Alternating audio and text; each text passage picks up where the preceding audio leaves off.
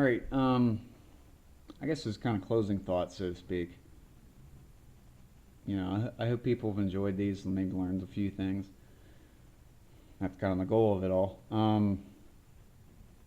If you have comments, suggestions, something you want to see, something I haven't covered in detail, I've tried to keep them short and to the point on purpose.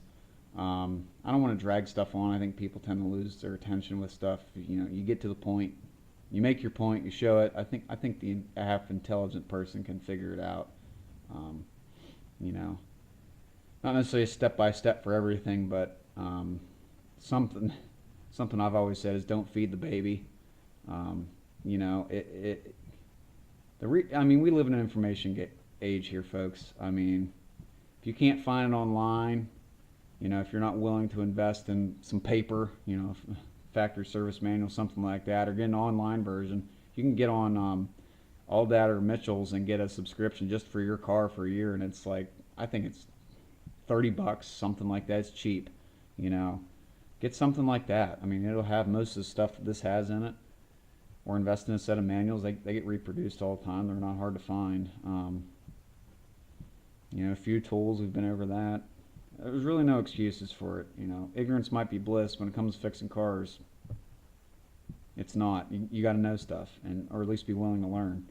A lot of people get on there. This is my pet peeve of mine. I hate it.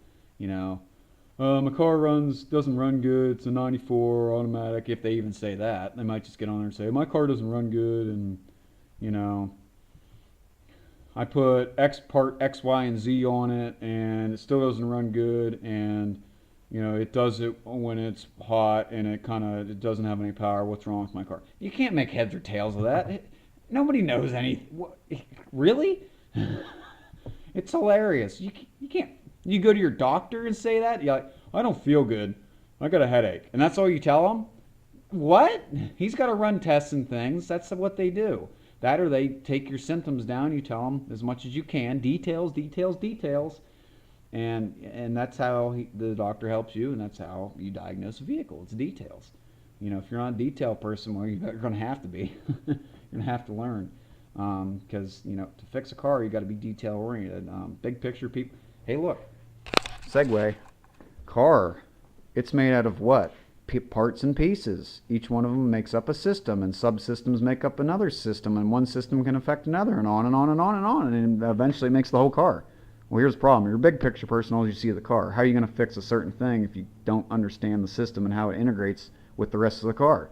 You're not, or you're going to have a really difficult time doing it.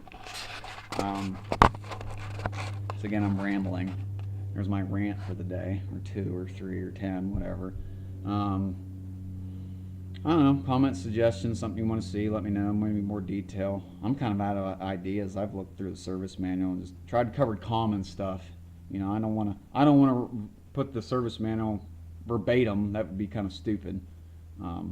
Information, we live in an information age. I guess that's one benefit of everything going on in the world. We do live in an information age. If you want to learn something, it's at your fingertips. You just got to take the time to do it and then get your hands dirty a little bit. I've been messing with parts and pieces, but it's that simple. I don't know how else to put it. All right, thanks.